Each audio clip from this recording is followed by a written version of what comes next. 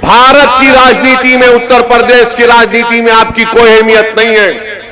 बड़ी माजरत के साथ कह रहा हूं, मैं अपनी आदत से मजबूर हूं, मैं सच्चाई बयान कर रहा हूं। और आपको अगर डरना है ना तो सिर्फ अल्लाह से डरो। अगर आपको सोचना है तो उन दलालों से बचो जो लखनऊ और दिल्ली में बैठकर आपके वोटों का सौदा करते हैं। ये दलालों से बचो जो लखनऊ और दिल्ली में बैठकर आपके वोटों का सौदा करते हैं। ये वो सौदागर है, मेरी बात को ज़हन नशीन कर लो, जो पिछले 35-40 साल से कौम के नाम पर अपनी जेबों को भर रहे हैं, अपने मफादात का तहफ़्फ़ुज़ कर रहे हैं और आपके मुस्तक़बिल को बर्बाद कर रहे हैं। इसीलिए हमसे दुश्मनी है। गोली क्यों चलाई गई, क्यों खत्म करने की बात हमसे की जाती है? मेरे अजीज दोस्तों और बुजुर्गों, मेरी जिंदगी की कोई अहमियत ना थी ना कभी रहेगी।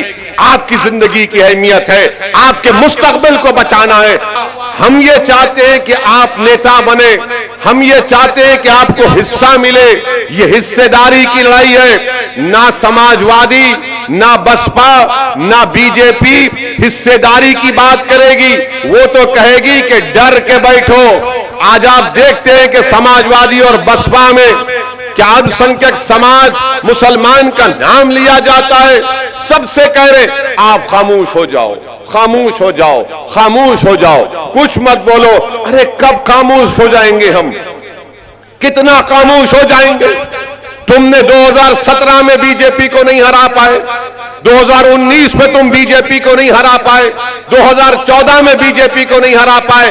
अब आकर फिर कह रहे आप कुछ मत बोलो। मुझे कई लोग मिलते हैं सपा के, मुझे 6-8 महीने पहले कोई लोग मिले, ओवैसी साहब जरा ख्याल रखिए। मिला किसका ख्याल रखिए? मिला किसका ख्याल रखूं? बोले नहीं देखिए, मिला बीजेपी का डर मत दिखाओ, मोदी का डर मत दिखाओ, योगी का डर मत दिखाओ। मैं किसी से डरने वाला नहीं हूं। अगर मैं किसी से डरता हूं तो रब्बे कायनात से डरता हूं, मखलूक से नहीं, खालिक से डरता हूं। ये मिजाज यही पैदा कर रहे हैं। आप ये बताइए, नहीं हिकमत है। अरे कौन सी हिकमत है बताओ, कौन सी हिकमत है बताओ कि 22 बच्चों को CAA प्रोटेस्ट में गोली मारकर कत्ल कर दिया गया, शहीद हो गए। तुम मुंह नहीं खोलते,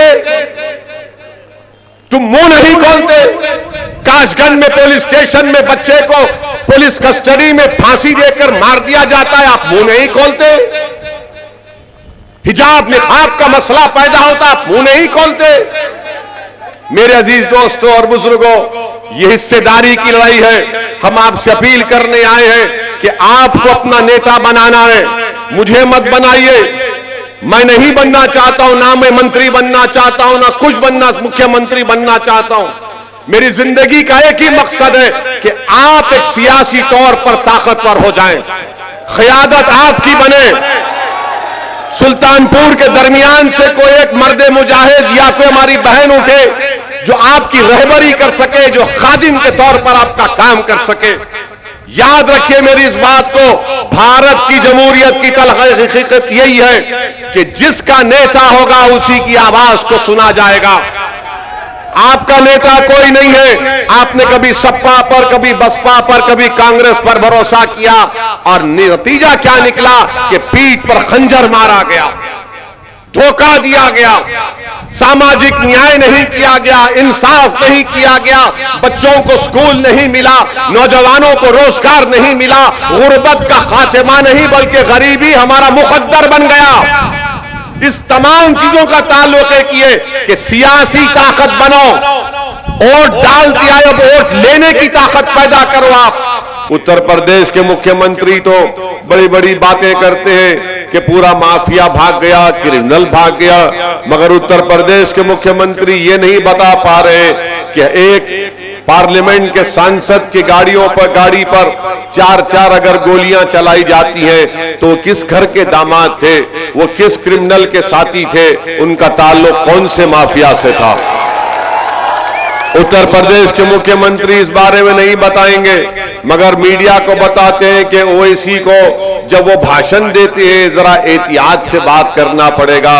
मैं उत्तर प्रदेश के मुख्यमंत्री को पहले भी बताया हूं और आज भी सुल्तानपुर की इस मुबारक सरजमीन में खड़े होकर कह रहा हूं कि मेरी जबान चलेगी तो तुम्हारे बोलने पे नहीं चलेगी योगी आदित्यनाथ। मेरी जबान अगर चलती है और चलेगी इंशाअल्लाह ताला तो अल्लाह के फजलो करम से और सच्चाई को बयान करने के लिए, मजलूमों के हक के लिए और जालिमों के जुल्म के खात्मे के लिए मेरी जबान चलेगी।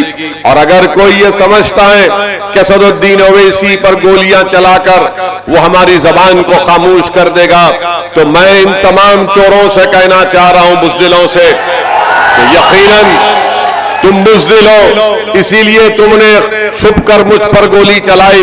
अरे अगर हिम्मत है तो मुकाम और वक्त बता दो, फिर देखते हैं तुम कौन से माइका लाल हो। मेरे अजीज दोस्तों और बुजुर्गों, मेरे अजीज दोस्तों और बुजुर्गों, मेरे अजीज दोस्तों और बुजुर्गों, हम तो मुख्यमंत्री जी से कहेंगे कि माफिया क्रिमिनल छोड़ो। आप किसी किसान की फसल जब उगती है तो उसकी खेत में जाकर 2 रात गुजारो आप बगैर सोए, तो आपको पता चल जाएगा कि क्या मामला है। मगर मुख्यमंत्री तो सिर्फ गर्मी की बात करते हैं, सर्दी की बात करते हैं। अजीब मामला है, ये कहते हैं कि मई जून में मैं बर्फ निकाल दूंगा। अरे क्या आप मौसम वैज्ञानिक हैं? यहां पर कई उत्तर प्रदेश के गांव में बिजली नहीं आती भी है तो 8-10 घंटे के लिए, मगर उत्तर प्रदेश के मौजूदा मुख्यमंत्री को इसकी फिक्र नहीं है। और फिर बीजेपी के कैंपेन के लिए अमित शाह आते उत्तर प्रदेश को, और आकर उत्तर प्रदेश में क्या कहते हैं, उनका एक वीडियो हमको किसी ने भिजाया कि अमित शाह ने अपनी तकरीर में कह दिया कि 12वीं पास करके जो भी इंटर में जाएगा,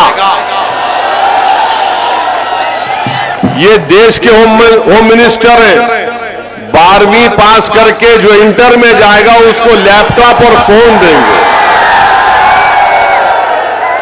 वाह शाह साहब, क्या दिमाग पाया आपने, वाह। यानी जो 12वीं पास करके इंटर में जाएगा, अरे आपको तो 12वीं और इंटर में फर्क ही नहीं मालूम, और अब देश के होम मिनिस्टर बन गए। वाह, मोदी जी की तारीफ करना कि ऐसे शख्स को होम मिनिस्टर बनाया उन्हें, वाह।